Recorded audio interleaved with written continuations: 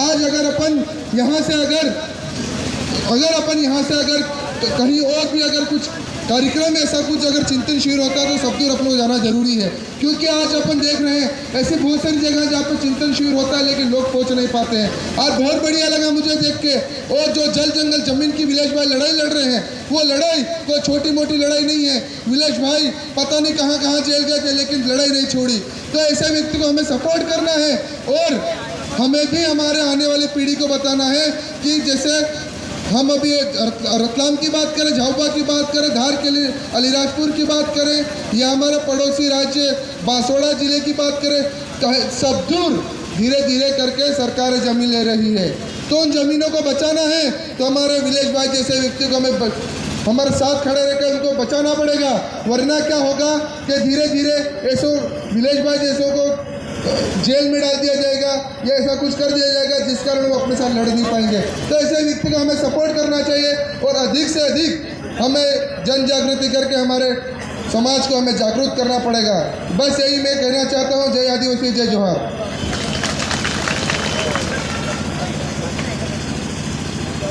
बहुत बहुत धन्यवाद आदरणीय खड़िया। छिंदवाड़ा से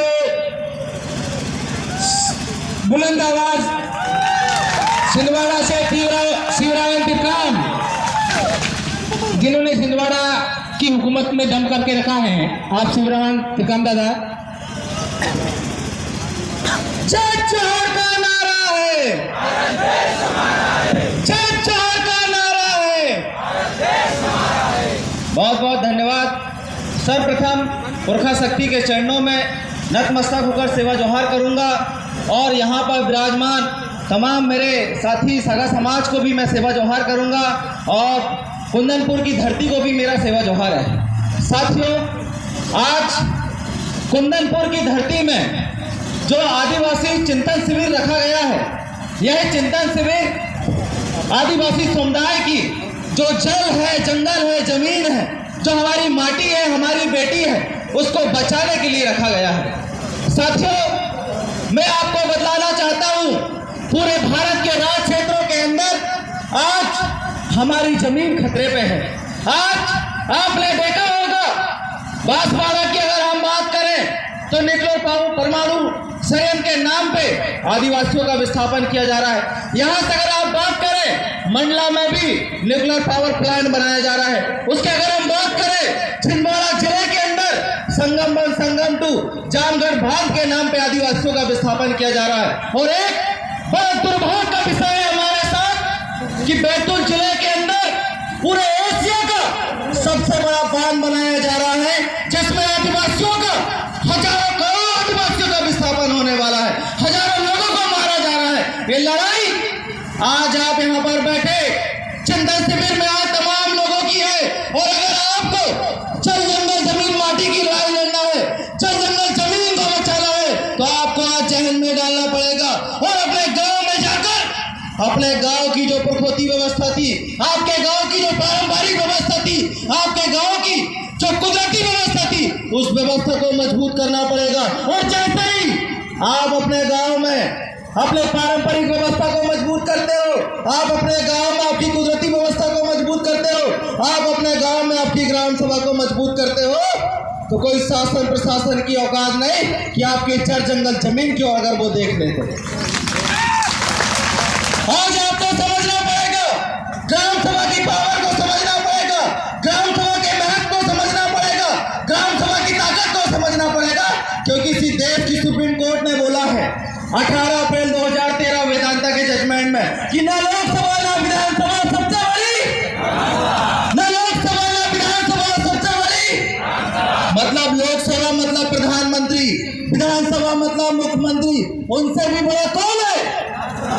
आज आपका ग्राम सभा है। और आज हमारी पारंपरिक ग्राम सभा को, हमारी कुदरती ग्राम सभा को, हमारे मुकद्दम पटेल गायता तलवी की ग्राम सभा को तोड़ने के लिए हमारे ही क्षेत्रों में राजनीतिक षड्यंत्र किए जा रहे हैं। राजनीतिक तरीके से नए नए प्रकार के कानून बनाए जा रहे हैं कि आपको पैसा कानून के तहत आपको जल जंगल जमीन का अधिकार दे दिया गया, वन अधिकार कानून के तहत आपको जल जंगल जमीन का अधिकार दे दिया गया। क्या आपको आज तक मिला अधिकार? क्या आपको अधिकार मिला? संविधान का आर्टिकल 13 का खंड ऐसी कोई विधि नहीं बनाएगा जिससे किसी व्यक्ति के फंडामेंटल राइट्स का हनन होता है, किसी व्यक्ति के मूल अधिकार का हनन होता है। पर देश की जो सरकार है, आदिवासियों को जमीन से विस्थापन करने के लिए, आदिवासियों को जमीन से पलायन करने के लिए, आदिवासियों की जमीन से खत्म करने के लिए देश के अंदर एक ऐसा कानून पास करती है 2013 में कि जब भी लोकहित लोक सेवा के लिए आदिवासियों की जमीन लेना हो तो आदिवासियों को कागज के नोट पकड़ा दो। लोकहित लोक सेवा के लिए अगर आदिवासियों की जमीन लेना हो तो उनको नौकरी करने वाली नौकरी पकड़ा दो।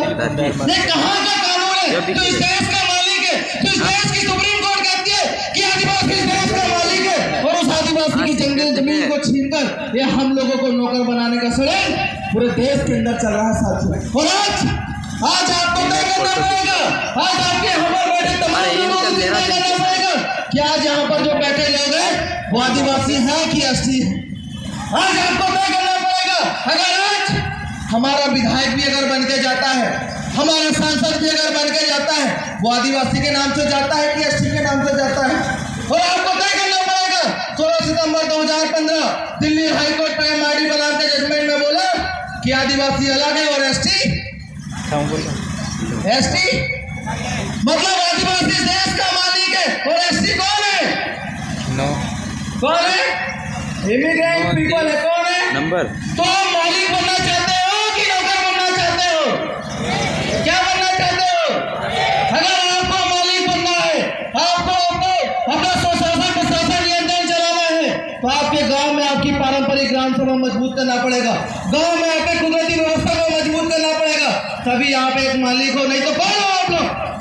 Immigrant people Indian citizenship amendment act 2015 ये कहता है कि जितने भी विद्वान का धारक है 9 जनवरी 2015 का गजट नोटिफिकेशन है, वो ये कहता है कि जितने भी विद्वान का धारक है वो सब कौन है?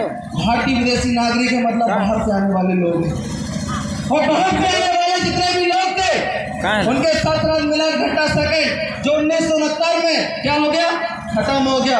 और जब इस देश का मालिक, इस देश का शासनकर्ता, इस देश का जब अपना स्वशासन प्रशासन नियंत्रण कायम करेगा तो आप सभी इमिग्रेंट पीपल को इस देश को छोड़कर जाना पड़ेगा। तो हम नहीं चाहते हैं कि हमारा आदिवासी भाई जो आज एसटी बन गया वो बाहर जाए। हम ये चाहते हैं कि हमारा जो आदिवासी भाई है, हमारा जो मूल बीज है, मूल नेटिव है, मूल नारा है, वो हमारी व्यवस्था में आए, हमारी कुदरती रूलिंग व्यवस्था पे आए, हमारी पारंपरिक व्यवस्था में आए और पारंपरिक व्यवस्था के तहत अपना गांव में अपना स्वशासन प्रशासन नियंत्रण चलाए।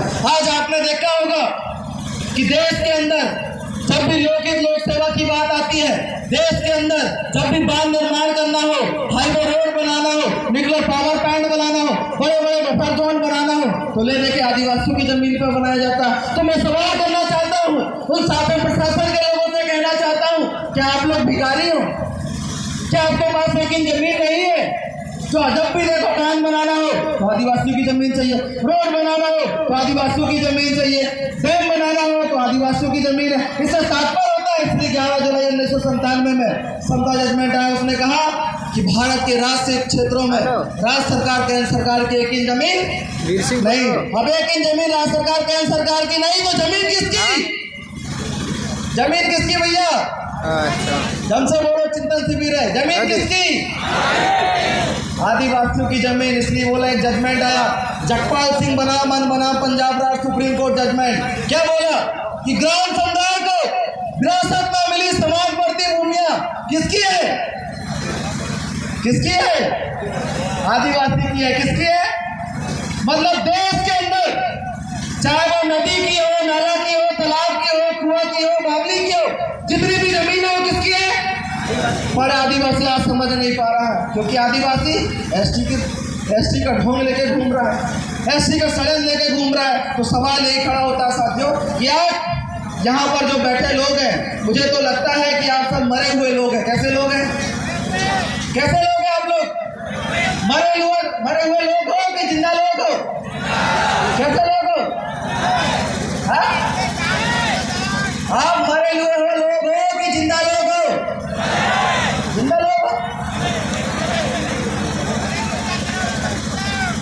चलो भी डिसाइड हो जाएगा, आप मरे हुए लोग हो कि जिंदा हो। अगर मरे हुए हो तो नीला और काला पेन का उपयोग करते होंगे, और अगर जिंदा होंगे तो लाल पेन का उपयोग करते होंगे। इससे समझ में जाएगा कि आप मरे हो कि जिंदा लोग हैं, आपको डिसाइड करना पड़ेगा।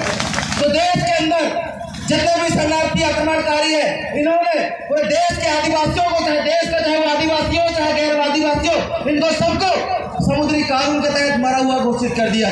घोषित कोई एक्ट 1666 के तहत जितने भी वर्तमान में विद्वान का नारा गए, ये सब मरे हुए लोग हैं, ये समुद्री कानून से चलने वाले लोग हैं। और समुद्री कानून के तहत चलने वाले जितने भी लोग हैं, जैसे समुद्र में आपने देखा होगा कि जो बड़ी मछली है वो छोटी मछली को खाती है, बड़ा नेता छोटा नेता को खाता है, बड़ा सामाजिक कार्यकर्ता छोटे सामाजिक कार्यकर्ता को खाता है। ये व्यवस्था समुद्री कानून की व्यवस्था। पर अगर आप इसी तरह अगर आप आपकी कुदरती व्यवस्था पे जाते हो, नॉन जुडिशियल व्यवस्था पे जाते हो, तो नॉन जुडिशियल व्यवस्था आपका संरक्षण करती है, पोषण करती है, आपका पालन करती है। तो आपको समझना पड़ेगा कि देश का जो संविधान है, संविधान का आर्टिकल 13 बोलता है इस देश में 2 प्रकार का समुदाय रहता है, एक आदिवासी रहता है, एक गैर आदिवासी रहता है।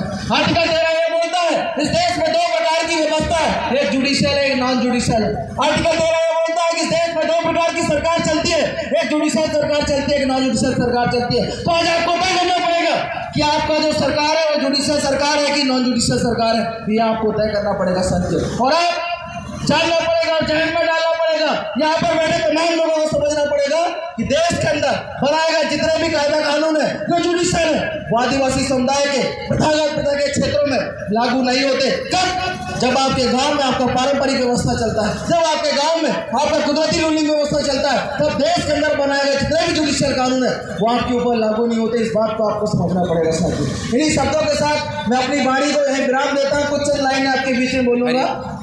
तुम लाख नफरत फैलाओ जमाने में, तुम लाख नफरत फैलाओ जमाने में, हम भी रात दिन एक कर देंगे आदिवासियों में एकता लाने में, आदिवासियों में एकता। जोहर, जय गुरराज, जय आदिवासी। बहुत बहुत धन्यवाद। हमारे बीच में